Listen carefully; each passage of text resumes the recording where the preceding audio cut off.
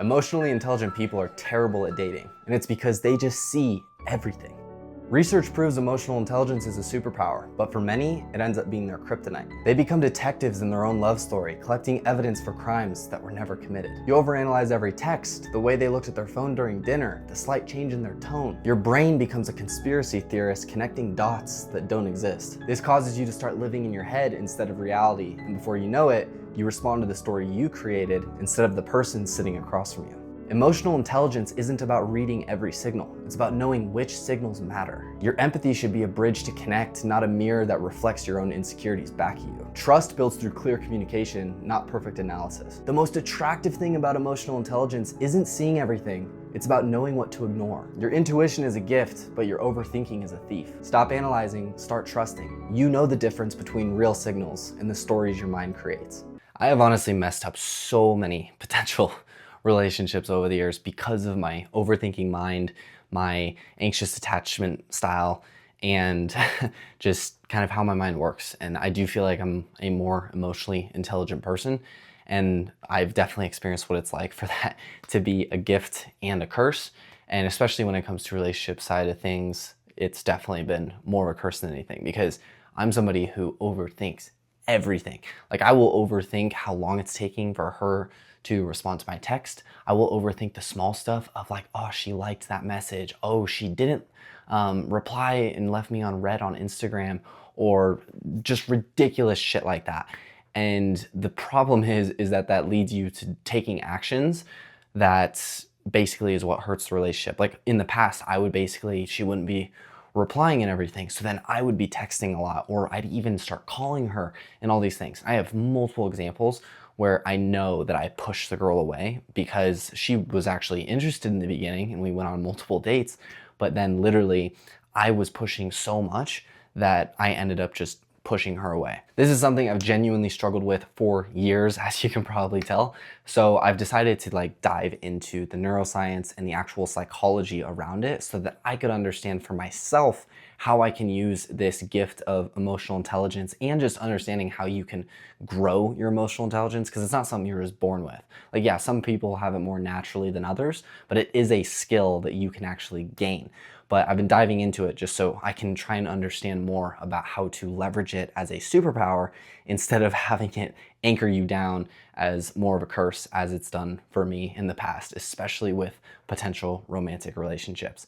And what I've found, what I've learned, and what's actually helped me is what I'm going to be sharing with you in this video. If you don't know me, I'm Logan Lesser. I've won over 15 state motocross championships and an amateur national championship. I'm an extreme sports athlete, and over the past 6 years, I fielded over 7 different businesses, built a marketing agency to $30K a month, and spent over $30,000 learning from the best in business, personal branding, fitness, and mindset.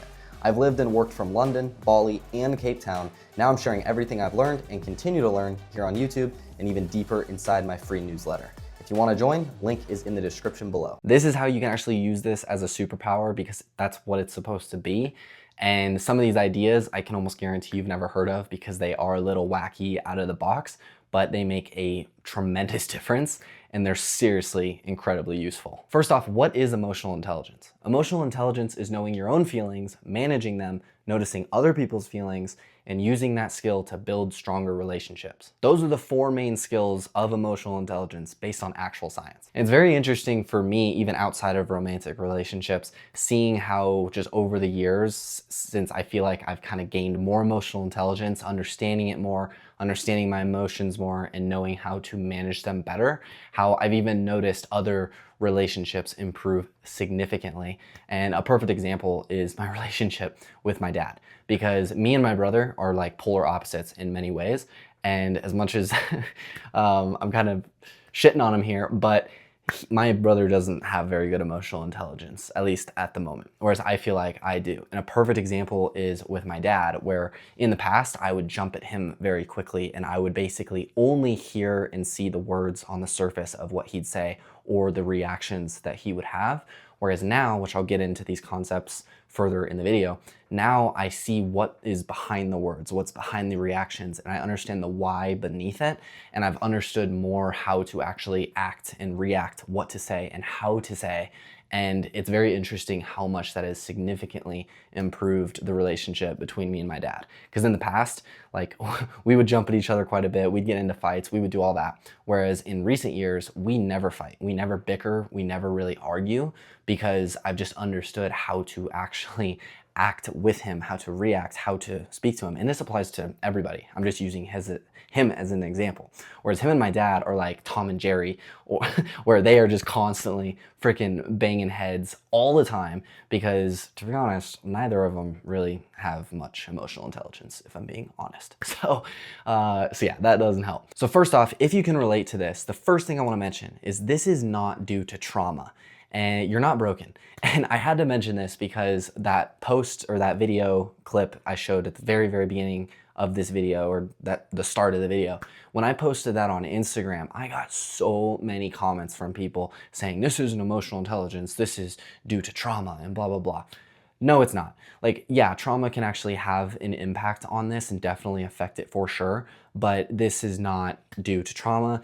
And what I'm going to be speaking about is not that. This is regarding actual emotional intelligence, understanding your emotions, being able to manage them, noticing other people's emotions, and using this skill to strengthen relationships. Like noticing small details and feeling emotions strongly can simply come from having strong emotional skills, not from being hurt in the past. Like emotional intelligence means that you feel deeply and you pay attention, which can oftentimes, especially for me, lead to overthinking if it's not balanced correctly. Trauma can obviously lead to similar behaviors, but emotional intelligence on its own can lead to this overthinking and overanalysis because your brain simply wants to understand the patterns. So what I'm saying is not everyone who overthinks is traumatized and wounded. They're just very aware and curious. Like personally, I can say confidently, I'm not wounded or traumatized in any ways. So like I had a pretty good childhood, not gonna lie.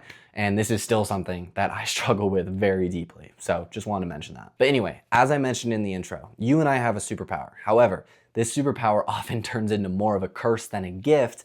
And in this video, I'm gonna be explaining exactly how you can start leveraging it as a superpower and stop having it as an anchor holding you down in your life and your relationships. And this stuff is backed by real science, by the way. This isn't just me making up shit. All right, so the first concept I wanna share with you that you can start implementing immediately is become a meaning finder, not a word catcher. Now, what the hell does that mean? Basically, it means what I was referring to when I was talking about me and my dad. Like in the past, I would, which most people, this is what they do, is they only pay attention to the words people are saying and what is on the surface. They're only paying attention to not only the words, but the actions that they're taking, the way they react to things, and the way that they bark at you, and the way they say stuff. Like they're only looking at what's on the surface, and they're not asking the most important question behind it, which is why. Like when you become a meaning finder, you are asking the question of why they are saying that. Why are they acting that way? Why are they reacting that way? As soon as I started doing that, everything changed for me, and just I feel like I leveled up in terms of emotional intelligence and everything because I could see what was behind the surface. And the reason I can actually say that confidently is because once I actually found out the truth behind what they were saying, and oftentimes I would actually ask them and I'd find out the truth, and more times than not, I was right, or at least I knew there was something behind the surface. And a perfect example is, let's say you're on the phone with a community service, or not community service. Let's say you're on the phone with a customer service rep, or even you go to get coffee or something like that. And let's say the barista or the person on the phone or whatever is kind of being a dick. Like they're just not being very nice and they're being kind of a jerk. Well, what most people do is they will take that surface level information of the words they say and how they say it and the way they're treating them, and they will take that personally. And they'll be like, fuck that guy. Like, what is their problem? Like, that person is a total dick. But what I've started doing is anytime somebody acts that way, I will simply try to have empathy for them in the way where I'm like, there must be something going on in their life that I know nothing about. And they're simply just taking it out on me. Like it has nothing to do with me. They don't even freaking know me. Like especially a customer service rep that you called on the phone. They don't know who you are. Same with a barista at Starbucks or something. They don't know you. They can't possibly have anything personally against you or an agenda against you or something. So there must be something in their life. There must be something behind the curtains, behind the scene, behind the words they're saying and the way they're acting that is making them act that way. And sometimes people close to me, whenever they start to kind of have that and they have that tone, moms are really good at this, by the way, where they'll just ask you straight up. Like women in general, they usually have pretty good emotional intelligence, so they'll recognize this stuff better than men do. But they'll usually ask, and sometimes I'll ask, where I'll be like, hey, is everything all right? Like, I know that this isn't because of this particular thing. And another perfect example here is with my dad. Like whenever he's kind of jumped at me or something like that over something really small, then I will maybe at that moment or later, I'll approach him and I'll be like, hey, I know that you didn't get that mad over, there being some dishes on the counter, like some dirty dishes on the counter or something like that. Like, is everything good? Everything all right? And then usually 9 times out of 10, there's something behind the scenes that is actually the cause of that. That was simply just the outlet that they released their emotional energy and tension on. The same thing goes for you, which is find the meaning in your feelings instead of drowning in them. And what I'm referring to is you can do this with other people where you recognize that the way they're acting, what they're saying, and how they're saying it has nothing to do with you. And instead of reading what's on the surface, which is what 99% of people do, you're trying to look behind the scenes and ask the why behind what it is they're doing, what they're saying, and why they're saying it, or why they're saying it the way they are. And you can do the exact same thing for yourself. So whenever you start to feel feelings of like anger or resentment or frustration or sadness or loneliness or anything like that, then you recognize the feeling, you recognize the emotion that you're feeling, and then you ask the simple question, but the important question of why am I feeling this way? What is causing this? And I'll give you a perfect example once again with my own family. There's been plenty of times that I have jumped at my family and just jumped at people in general, and I've just gotten super mad at them over nothing at all. There was this one time that I came home from riding at the track. Like, I race motocross and stuff, so I went riding. I came home and it was like pitch black outside. It was totally dark and my bike was pretty dirty still. And if you don't know, like, you ideally want to wash and spray down your bike, get all the mud off of it right after riding. Like, you don't want that mud sitting on there because that's what can cause rust. And like when the mud basically hardens up and dries up, then it's just not good for the bike and the parts and the metal and all that stuff. So ideally you want to spray that shit off immediately. And that's usually what I do. But I got home this night and it was super late. It was dark outside. And so I just parked my truck inside the garage, and I came inside and the family was in there and whatnot. And I didn't wash my bike. And I think my dad just like went out to the garage and he saw that my bike wasn't washed, and he came back in and he wasn't even like angry or anything. He just mentioned, he was like, why didn't you wash your bike? Like, blah, blah, blah. I guess he was a little frustrated, but he was like, why didn't you wash your bike? You know that it's bad for it. You know that's bad for the parts, whatever. And once again, emotional intelligence thing, I know the reason he gets frustrated with that is not because of the surface level of the bike being clean and it not being dirty. It's actually the why behind it, and him getting frustrated about that is actually because of my safety. And it's because if the bike parts rust because of me not washing it, then it makes it more dangerous that when I go riding, something could break on the bike, which if it happens when I'm in the air on a jump, that could cause the bike to break, lock up, and then I wreck and potentially get hurt. So like, it's kind of a long string. And what I'm trying to say, hopefully makes sense, is that his frustration of me not washing the bike it has nothing to do with that in particular. It actually has to do with the fact that he cares about my safety. So anyway, that was kind of a side point. The main point is that he was frustrated. He was like, why didn't you wash the bike? Blah, blah, blah. I almost immediately snapped. I was pissed and I immediately started yelling at him, and I was like, I can wash the bike later. Like, it doesn't fucking matter. It's pitch black outside. I'm not fucking washing the bike right now. Blah, blah, blah. Like, I completely jumped, and it went from a calm situation where we were all gonna chill and eat dinner and stuff to I ended up just marching myself to my bedroom and slammed the door shut. And what's interesting is this is actually after I started kind of understanding my emotions, recognizing them, and trying to ask the why behind it.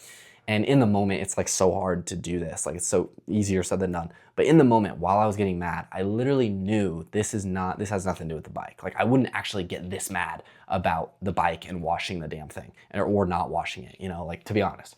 So as soon as I got downstairs, I vividly remember this. As soon as I slammed the door, first of all, I kind of regretted it. And I was like, I just looked like a complete dickhead. But I also asked myself, I was like, I'm not actually this angry over him just telling me that I need to wash the bike and me not having washed it. Like there's something else beneath the surface. So literally I sat down and I just started thinking about it, and I was trying to figure out like, okay, what is it that caused that? Like, why is it that that set me off? And if I'm being completely honest, I don't actually remember exactly what it was, but after I sat down for a bit, thought about it and everything, I did come to realize like, okay, these particular things, I think there was something going on with a client with my marketing agency that was really ticking me off. And there was just that and then some other things that were bothering me. And those are the things that were like built up inside of me, just this like built up frustration and anger. And then when my dad said that, it was simply just the switch that just let it loose. And I just let it out.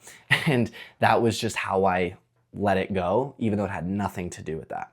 And what's interesting is my dad actually came downstairs, and I remember I was literally sitting and I had my head in my hands. Like I was upset. Not over what I did, but just over, well, that, but also what was actually bothering me. And he barged in like super pissed. But as soon as he saw me and he saw that like he even recognized it, he was like, oh, there's something actually like wrong. Then he came over, and that was one of the very few times that I actually like teared up and kind of cried and everything, which was interesting. So yeah, but that's just a perfect example of this in action, where I reacted to something surface level, but I then was able to reflect on it right afterwards, and I was like, okay, that's not actually what's bothering me. What is it that's behind the surface that's making me act that way, that made me jump like that? So that's what I'm referring to when I say be a meaning finder, not just a word catcher. Be a meaning finder, not just a word catcher for other people, but also for yourself. One sec, I don't know why this light just turned off. Are you kidding? Hopefully that light doesn't turn off again. Now the second idea that I want to share with you is emotions are tools. Start looking at every single emotion as a very useful tool in your arsenal. A lot of people look at emotions like they're a bad thing. Like it's either good or bad. Like happiness is good, joy is good, sadness is bad, anger is bad, loneliness is bad, heartbreak is bad, all those types of things. Instead of that, just look at the emotion as it is. There is no good nor bad. It's simply how you view it that makes it what it is. So if you view this emotion as good, it makes it good. If you view it as bad, it makes it bad. But if you simply look at it as a tool, now it's useful. And interestingly enough, anger is one of the most useful emotions that you can have, because that is what allows you to get in the zone, into flow state, whatever you want to call it, because it's actually this, and this is based on the book Relentless by Tim Grover, and highly recommend, by the way. But basically he talks about being in the zone and getting into flow state. It's actually when you have this very controlled anger. That is when you actually get into that flow state and in the zone. So when you start viewing these emotions as a good thing and as a tool, then you can use them to your advantage. Like heartbreak, like you've probably heard, obviously, heartbreak is one of the best motivators for hitting the gym and getting your shit together. It's that same exact idea. So from now on, instead of looking at emotions as good or bad, or dang, I'm feeling lonely, or I'm feeling sad, or whatever it is, look at it as a tool and use it to your advantage. Now, the third idea I want to share with you is the power of calm. Most people are emotional roller coasters. Instead, be like an airplane. There might be a little turbulence here and there, but for the most part, it's a pretty calm and smooth ride. And what I'm referring to is a constant state of calm. If you imagine your emotions, and this is what most people are, is you can think of like radio waves, I guess. And it's like this, like their emotions go super high, super low. You could probably think of that person who is like the most joyful, jolly person that you've ever met. But then when they're in a low, they are in like an extreme low. Or when they're angry, they're like extremely angry. But when they're in a high, they're in all-time high. Like they're the fucking happiest, most joyful person that you've ever met, that you've ever been around. But what you want to be is in this constant state of calm. And the reason is because whenever something happens, it doesn't set you off. Like it kind of, that's that turbulence I was talking about. Like if a client leaves, you feel it a little bit, but you return to calm. Like you can, I've heard that term before from somebody, but it was something like return to calm. So whenever something happens, doesn't matter how bad it is, or like a client leaves, or you lose money, or you lose your girlfriend, or whatever, you want to try to return to the state of calm as quickly as you can. And I first learned this when I went to Johannesburg in South Africa when I was 17. Long story, but I was running a marketing agency with my business partner who lived in South Africa. So I flew down there to meet up with him and to basically work with him at the office with the team in order to grow the company. I guess not that long of a story. But while I was doing that, he's one of the most, like, I don't want to say emotionally intelligent, but the most emotionally controlled people I've ever met. Like, I've never seen him angry, ever. It blows my mind. But anyway, when I was down there, that was when I was an emotional roller coaster. And I would get super excited and I would get super down, and I would just kind of bounce between that. And he noticed that, and he first told me that you want to stay in a state of calm all the time. Now, my objection to that was, why the fuck would I want to do that? Like, I want to feel super happy and super excited and super joyful, and I want to like bounce up and down when good things happen and blah, blah, blah. And the thing is over time, I actually learned it is so much better to just constantly be in a state of calm, because you can feel excited and you can feel joyful and you can feel happy when things go well. But when you are constantly in a state of calm, you are able to control yourself and your reactions to things so much better than the people who are emotional roller coasters and just bounce from extreme levels of highs to extreme levels of lows. And a specific example in Johannesburg, when he told me to do this, was I had landed my biggest deal ever, which it's actually my biggest deal to this day, at least closed on a single call. So I was taking sales calls, and I took this sales call in one of the private booths, and I landed the client for, I think it was a 4-month contract that he paid for up front, and it was $14,000 that we collected on that call. Because I think it was like roughly $4,000 a month or something, and then I gave him a discount for paying up front. So literally 14 grand cash collected on the call. I was fucking ecstatic. And I think it was after going like 3 weeks without landing a single client. So I was so freaking pumped. I came running out of that booth, ran over to my business partner and one of our team members who he was sitting with. And I just was bouncing off the walls, so excited. And he, because he was smart and is smart, he waited for her to leave. Like, he kind of went along with it and was excited with me. But once she left, then he sat down with me and he was like, hey bro, I'm super pumped for you, super excited, good job, good work, but, and then he basically, I can't remember exactly what he said, but he basically explained to me how I need to be more in control of my emotions and stay in a state of calm.